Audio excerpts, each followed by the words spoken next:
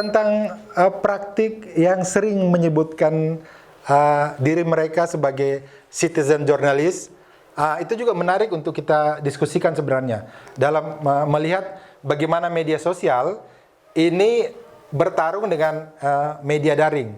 Jadi pertama yang saya ingin katakan bahwa syarat seseorang itu untuk bisa disebut sebagai jurnalis, pertama dia terdidik dalam arti punya pengetahuan, pemahaman tentang kaidah jurnalisme. Apa saja?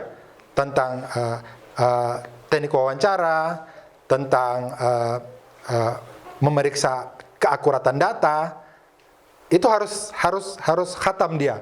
Dan berikutnya, dia harus mengetahui etika jurnalistik. Kalau ini tidak dipenuhi, dia tidak bisa disebut sebagai citizen journalism.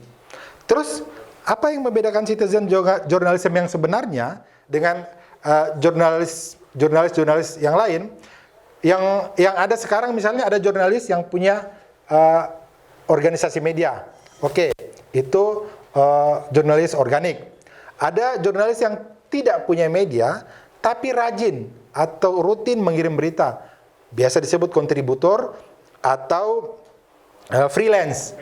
Oke, mereka bisa tidak disebut jurnalis? Bisa, karena mereka tahu kaidah-kaidah, tata cara, norma, etika tentang pemberitaan.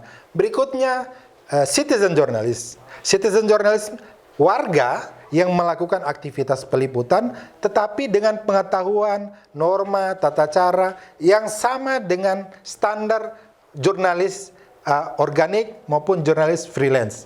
Harus begitu. Karena kalau tidak bisa orang mengklaim diri sebagai jurnalis. Karena berbahaya.